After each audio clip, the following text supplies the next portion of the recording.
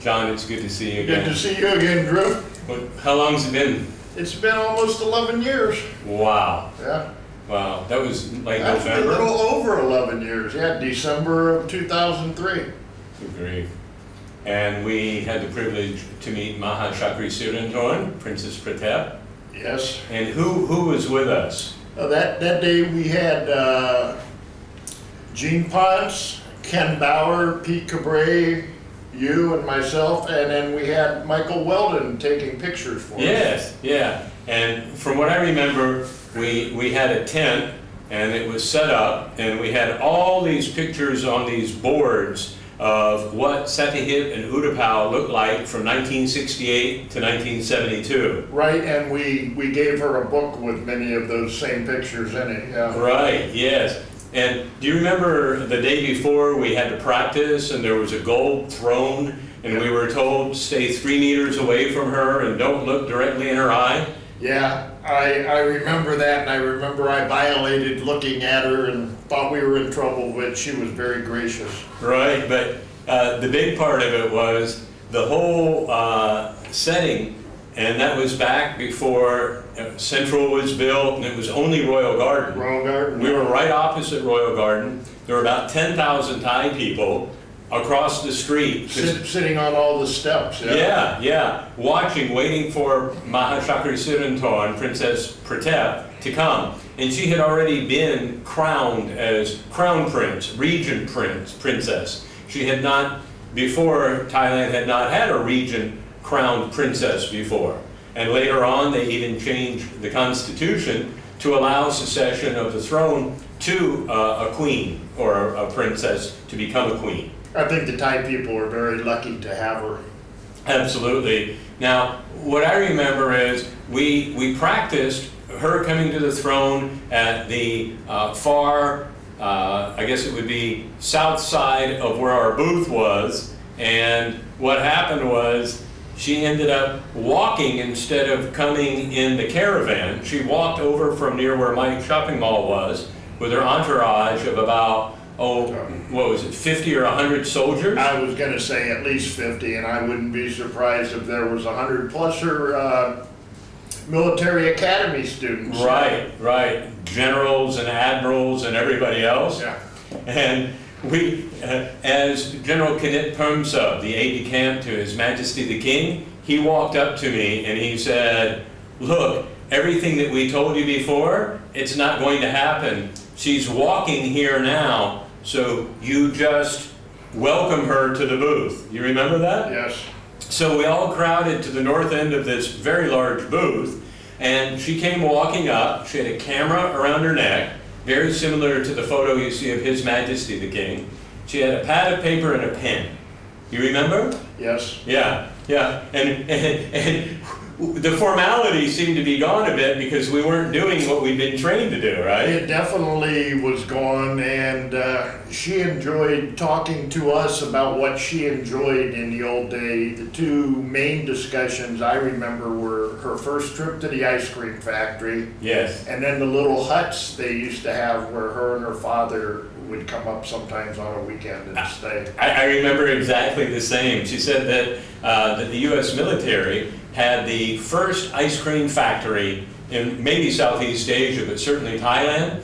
And she remembers going with His Majesty the King and tasting ice cream. She said for the first time it was so cool and delicious, she just couldn't believe that flavor that was in it. Remember? Yes, and she said that she loved it then and she still loves it. Yes, yeah. And then with you, I remember the second thing. She said that she used to love when she was 10, 11 years old, going with her father.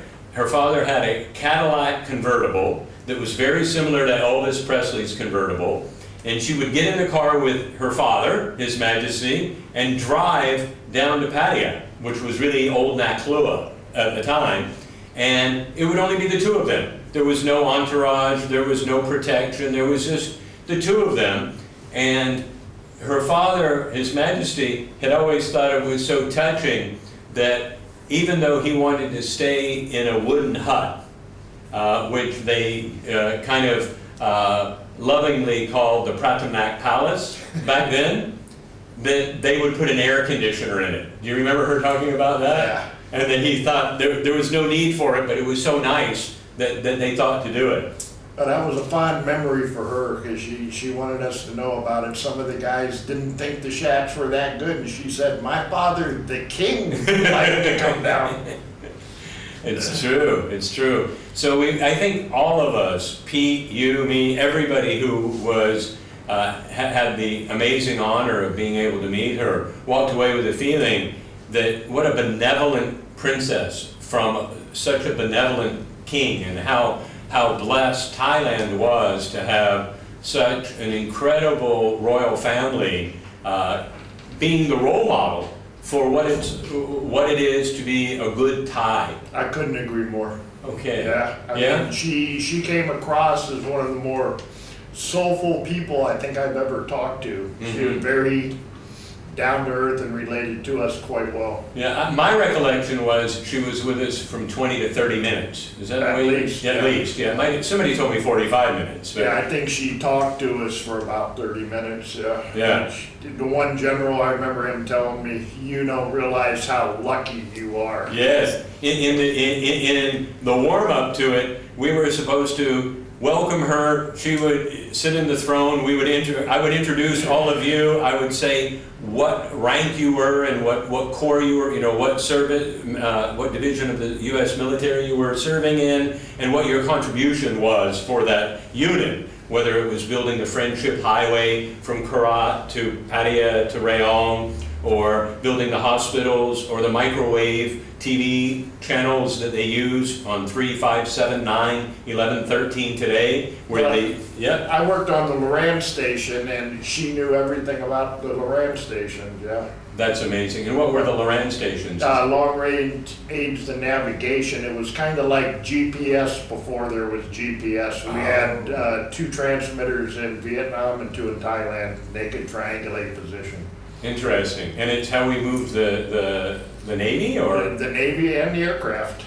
As long as they had 3 signals, they knew exactly where they were. Interesting, very interesting. And she seemed to take a real interest in all of us and wanted to know, do we live in Thailand? Do we have Thai wives? Do we have kids? Exactly. Do you remember all that? Exactly, yeah. I haven't fulfilled my promises to her yet. She wanted me to come to Thailand, start a business, which I've done, and marry a Thai lady, which I haven't done yet, but I'm looking. Well, I made up for it because I married several Thai ladies and had lots of kids. Yeah, well, between the 2 of us, we're set then. That's right, that's right. The other thing that I remember was how deeply interested she was in all the different photographs, and how extremely thankful and appreciative she seemed that we had bound them all together and put them in a book, and they were actually the same photographs that all of the servicemen who contributed to this project had donated as their memories of what Pattaya was like. Right.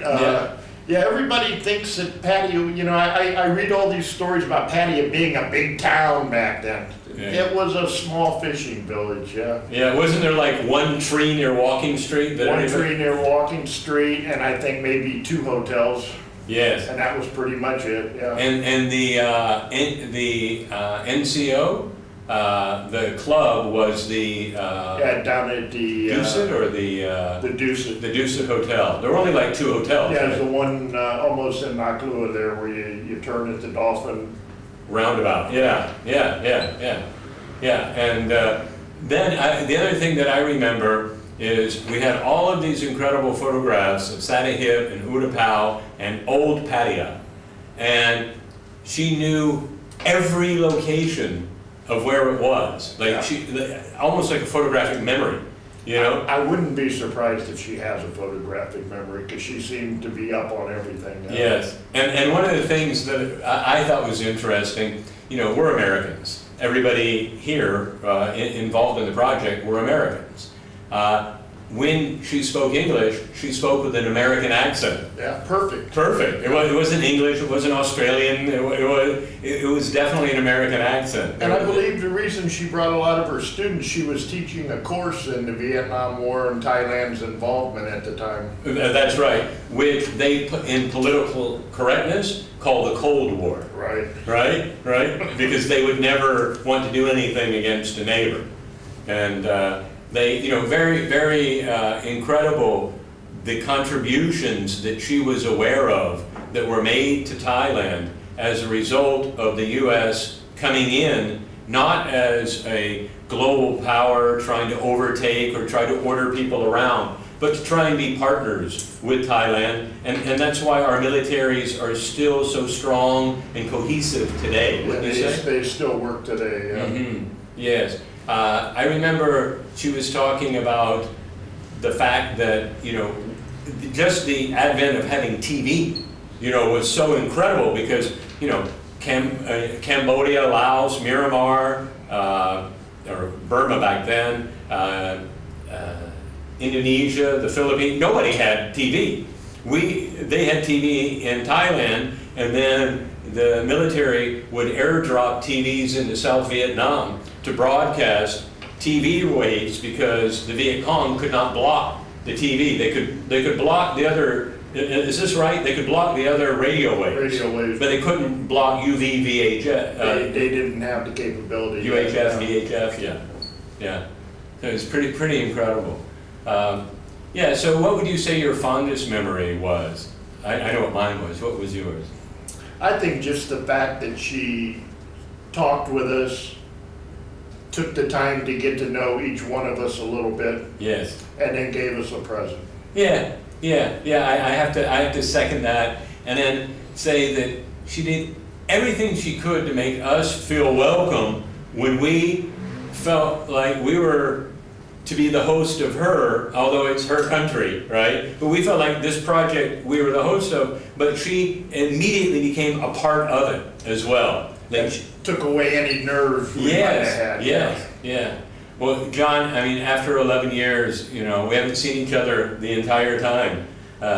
We talk online occasionally. Yes, we do. And to have shared that most incredible experience with you and with the other soldiers and airmen. What branch of service was everyone from? Gene Ponce was, I believe, in the Air Force. That's right. Intelligence. Pete Cabray was Air Force Security. Mm-hmm. I was actually in the Coast Guard, and Ken Bauer was in Army Intelligence. So we do have some smart people in America. We have a lot of smart people in America, yeah. All right, great. Well, they don't always show up, but we have them, yeah. Well, we both live here. We both love Thailand. We both love the royal family. Oh, without question. Yeah, and long live the king, and we look forward to the continued reign of the Chakra dynasty. I hope so. Good to see you, man. All right. Thank you. Thank you.